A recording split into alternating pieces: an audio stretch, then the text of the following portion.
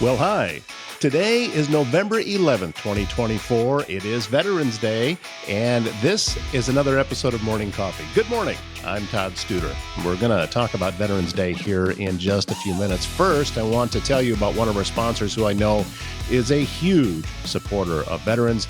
That's Travis Waldstein of AirServe Heating and Air Conditioning and Waldstein Plumbing. Travis himself is a veteran. He has a son right now in the Marines, and this is something that's very, very important to him. So I know that Veterans Day is something that is going to be on his mind all day today. And if you have anything going on with your heating or air conditioning or any plumbing needs, I encourage you to get a hold of Travis and his team, and also Hayden with Waldstein Plumbing.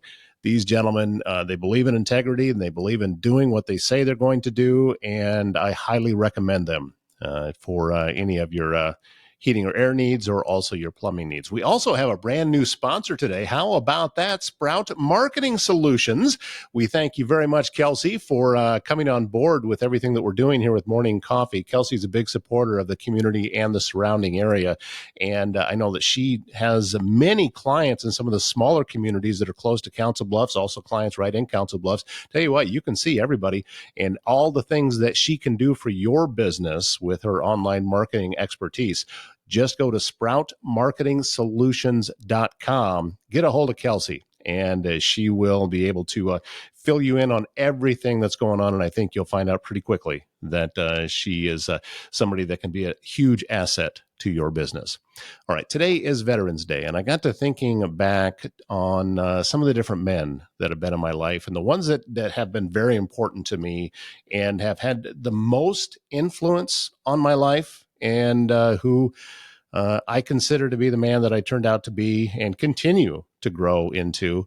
And all of them were in the military, starting with my dad, who was a Navy vet during Vietnam time. And then you go back further. Both of my grandparents served in World War II. My father's father was in the Navy. He was stationed on a ship in the Pacific. And my mother's father, he was in the Air Force. He was an airplane mechanic stationed in Italy.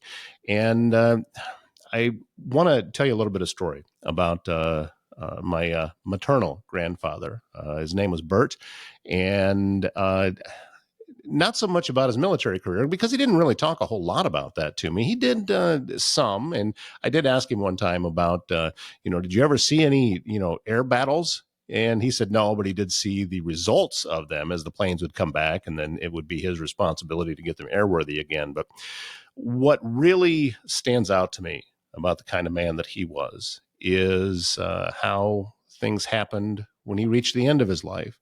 My grandfather was diagnosed with cancer, and as he was going through the process of battling cancer and knowing that, okay, this is, we're going to be nearing the end, he continued to make decisions for himself before the cancer had the opportunity to make the decision for him. So I'm thinking about it this way, he stopped driving before he needed to stop driving because of the illness. Every decision that he made, he wanted to make just ahead of when the cancer was making it for him, so that he could stay in control of his own decisions. And I had an opportunity to talk with him just a few days before he passed, and he knew that it was very, very close, the time. And I was able to have a very real conversation with him and ask him, I just point blank asked him, I said, is there any regrets? Is there anything that you feel you're leaving undone? And he said, no regrets. He said that he did wish that he had gone back to Italy to see where he was stationed and see it when it wasn't a war going on. He did wish that. He said, but it wasn't a regret. It's just something that he'd wished that he'd done.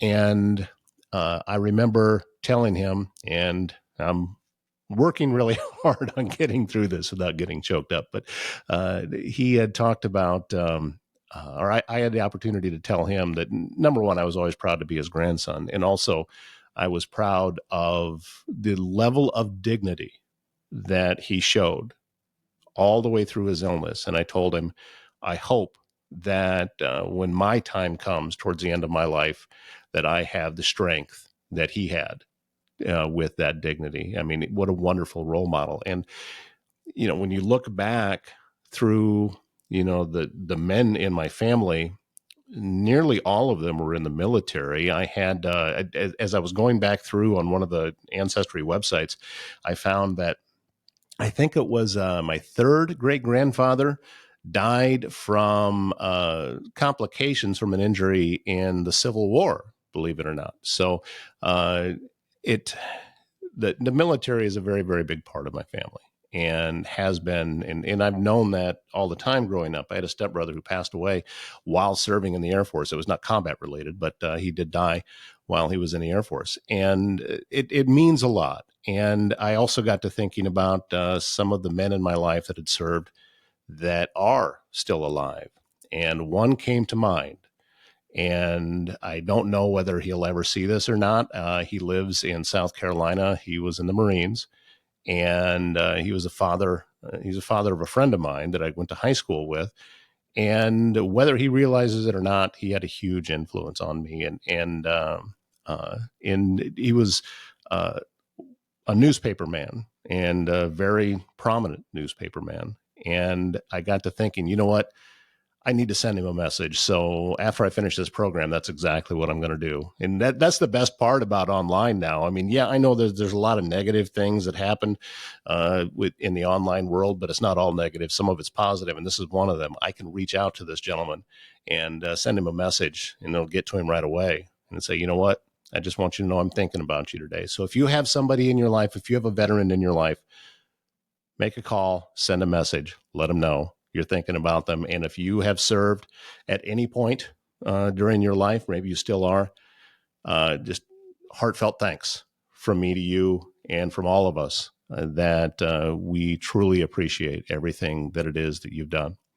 Well, as I had talked last Friday, I had an opportunity to visit with a couple of Freemasons at the Masonic Lodge last week. And we brought you the first half of the conversation last Friday. If you haven't seen that yet, go back, watch that episode from Friday, and then move ahead and watch the next episode, which is today. And you can see the second half of the conversation where I sat down in the Masonic Lodge with Fred Gach and Patrick Morgan. And this part of the interview starts with Mr. Morgan talking. I was asking the question about, how do you find new members? What is the process to being able to grow your membership? And let's jump back into that interview. We invite the public in on our dinners and our benefits, and with the hope that they would come in, and if they ask about our organization, we introduce them. We would love to have them as members, and it goes to a point where everyone is welcome, and we hope that they would take part in this or would want to take part in it. And when I was a kid and we talked about this, that to me, the whole thing seemed kind of secretive.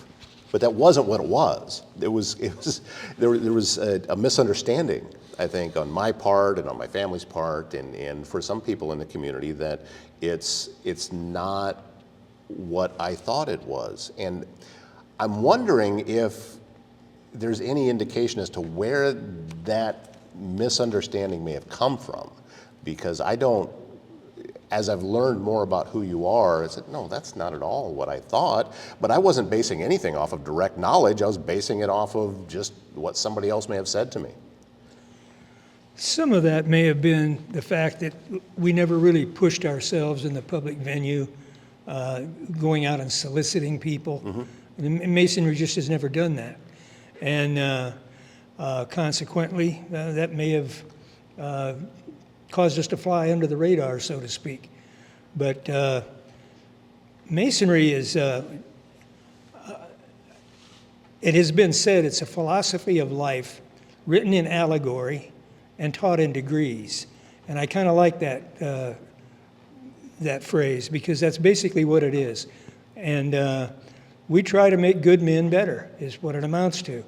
And a Mason is a guy that wants to show self-improvement. He is reverent of the history of his country and his state and Masonry, and he wants to serve his fellow creatures. That's what a Mason is. And we try to teach every Mason to the virtues of doing right and wrong, and we know right from wrong, we know good from bad, and we know justice from injustice. And Masonry believes that everyone should be treated equal and that human dignity should be protected. And that's basically what we are. It's just a bunch of guys that try to do good. And I think we've been pretty successful over the years as the amount of money that we put into the charities and different things that organizations we've helped that have come in here and, hey, we'd like to do a pancake feed. Sure, we can help you with that. And that's what we want to do. The tenets of Freemasonry are brotherhood, charity, and truth. And those are the things that we try to put forth out there. Maybe we didn't do a very good job of it, but Fred, how far back does your membership go? When did you get involved? I am a 44-year Mason. I was initiated in Cobiah Lodge, number 631, upstairs where you just visited, in 1980. 1980.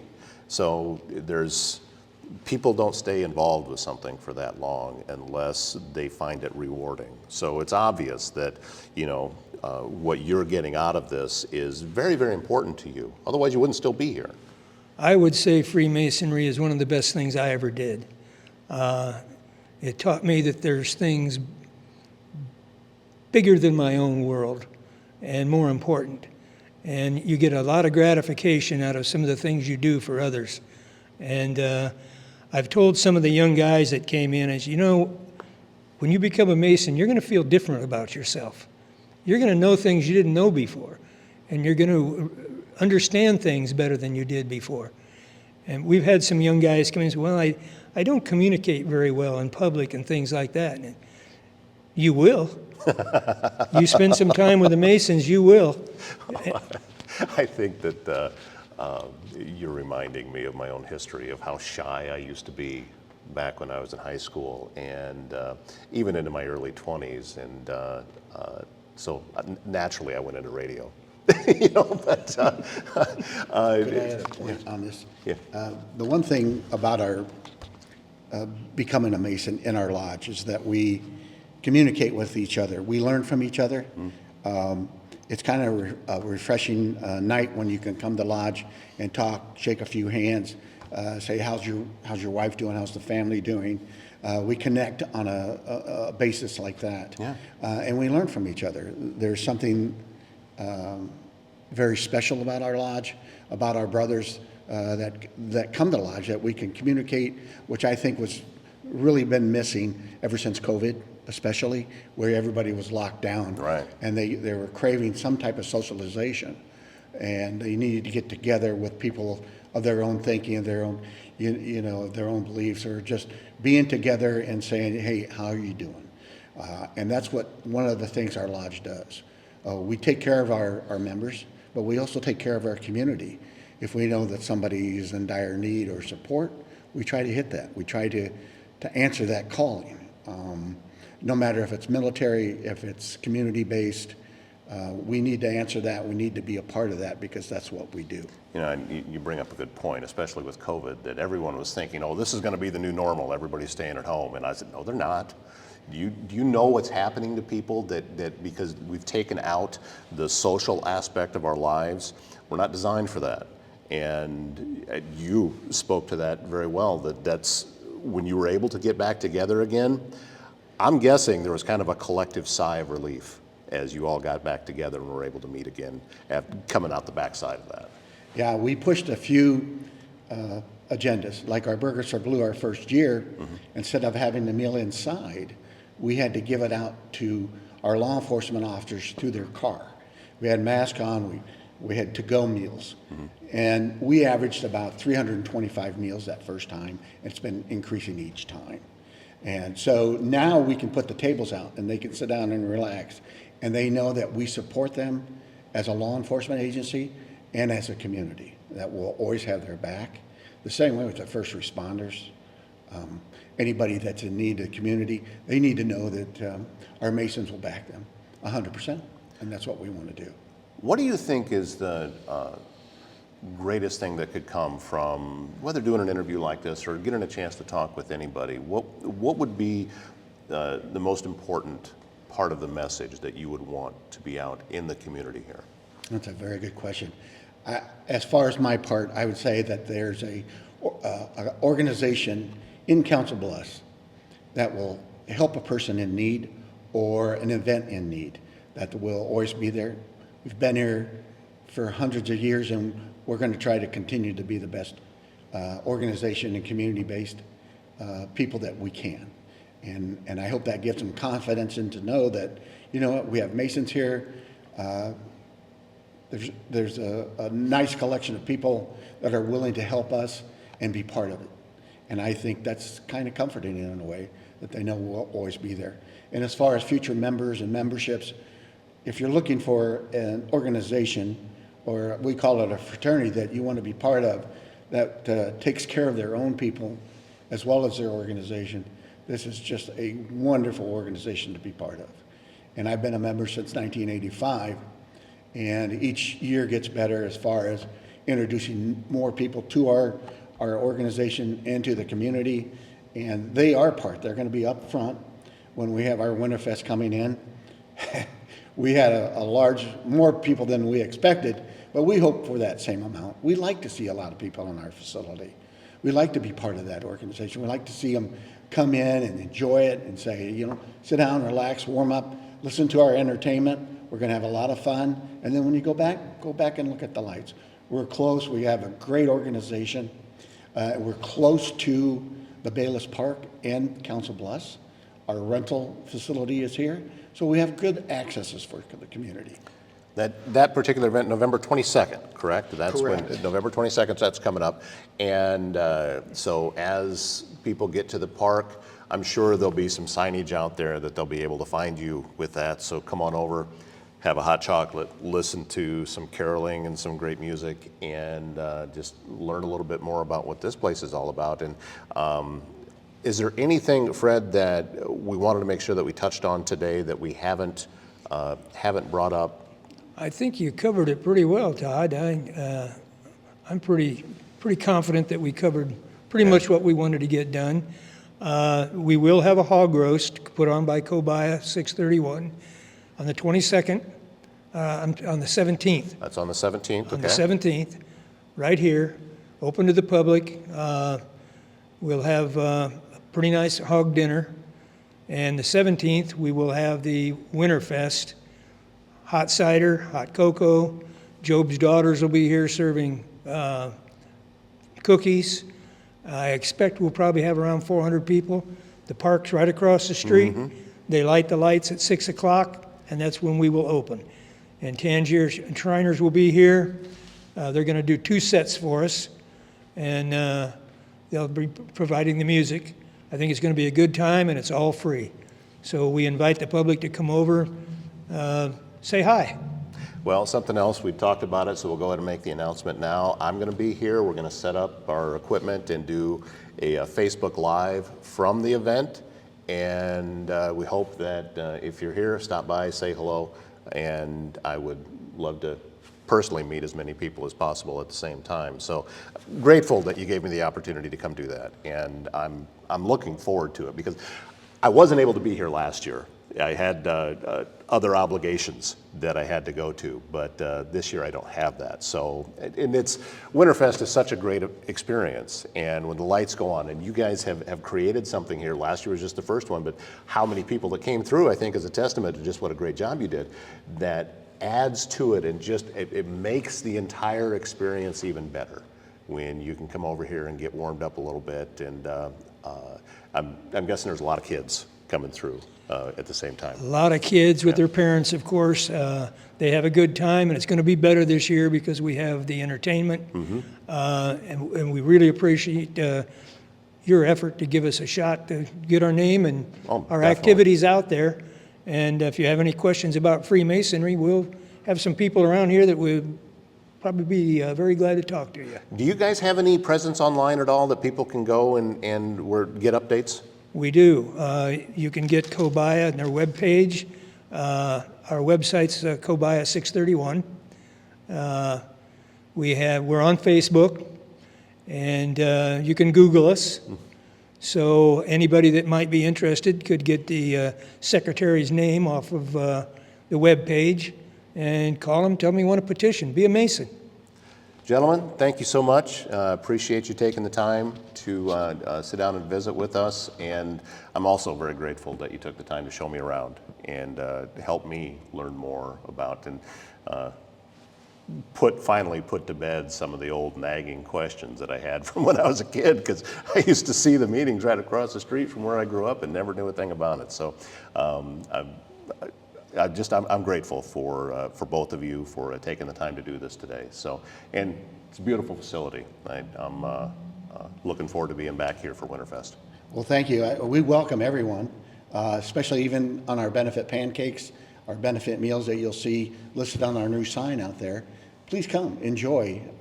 It's pretty reasonably priced, and the confidence of knowing that you're going to help the community in better ways than you know of. Because if our monies are going to go directly to the events that we're hosting, so it's a good thing. It's a good thing for us. It's a good thing for the community, and we hope you come and enjoy with us. All right. Can't end it any better than that. Thank you guys so much. Thank you. Thank you. I am really looking forward to that event at Winterfest coming up on November 22nd. So I hope that you will stop by, pick up some hot chocolate and some cookies, hear some caroling, and make sure you say hi. You'll see me there. I'll have a booth set up. We'll be webcasting live from the event and talking with some different folks. And it's just, what a wonderful kickoff to the Christmas season. When they turn those lights on at Bayless Park, I'm telling you, you are going to want to be there. And there's a ton of activities that'll be going on and all designed around families, and food trucks will be there so you can eat, and just tons of fun. So please make plans to be at Bayless Park in Council Bluffs on November 22nd. Some of the other sponsors helping us out: Foxco Fabrication right here in Council Bluffs, and they have a sale going on right now on their mugs and cups. And go to foxcofab.com. You can learn more about it. You can get them personalized with laser etching, and it's all very, very high quality stuff. And also, don't forget that if you use the code coffee10 when you're checking out, coffee10, you put that in, you get an extra 10% off your mug order. How about that? So that's just Rick reached out to me and said, hey, we'd like to be able to do this and partner with you on this. And I said, absolutely, we're going to get that done. So again, that code coffee10 when you go to foxcofab.com and put in your cup or mug order. Also, another great sponsor is the Best Wrestler in Council Bluffs. George Ivanoff and his team and his dad just doing phenomenal work over there. And they're having all kinds of success. I keep seeing the post. If you're not following the Best Wrestler on social media, you really need to, because there is some young people in this area that are accomplishing great things. And it's all thanks to the coaching and the tutelage going on at the Best Wrestler. My opinion is one of the best wrestling clubs in the area. So if you have a young person that's interested in wrestling, get a hold of George at thebestwrestler.com and learn more about what this organization can do for you. And also, we want to say thank you to Prairie and Pine Real Estate Group, Keller Williams, Greater Omaha. That is Mackenzie Shelton. And Mackenzie was just on this program just recently last week, and also was on a recent episode of Campfire Conversations. You can learn all about her, everything that she does with real estate, and also with a whole lot more. I mean, she and her family are living on an acreage in Iowa, and learn about some of the things they're doing with that too. And that was a great conversation. So that's at Campfire Conversations. And Prairie and Pine Real Estate Group, they have a wonderful team, and they can help you whether you are buying or selling a home. They're the ones you want to get a hold of, and just make that connection and see what it is that they can do for you. Just some of the sponsors helping us out with morning coffee. I would love to hear from you if you would like to jump on with sponsorship. There's more to it than just me talking about you here, and I would really be grateful for an opportunity to tell you about it. Send me an email at toddstuder@gmail.com. Well, that's going to wrap up this Monday morning episode of Morning Coffee. Again, happy Veterans Day. Thank you, veterans, for everything that you've done and everything that you continue to do. And we are grateful as a community, as people, as families, as a nation, all the way across the board. All that we have, we depend on you and have depended on you to fight for that right and that opportunity for us to do that. So I'm just going to keep saying thank you. I hope that's okay. Lodge well, my friends. I hope you have a great Monday. I'm Todd Studer. We'll see you again tomorrow morning.